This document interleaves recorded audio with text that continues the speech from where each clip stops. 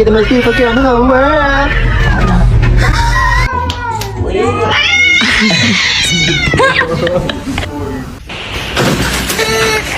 May tito.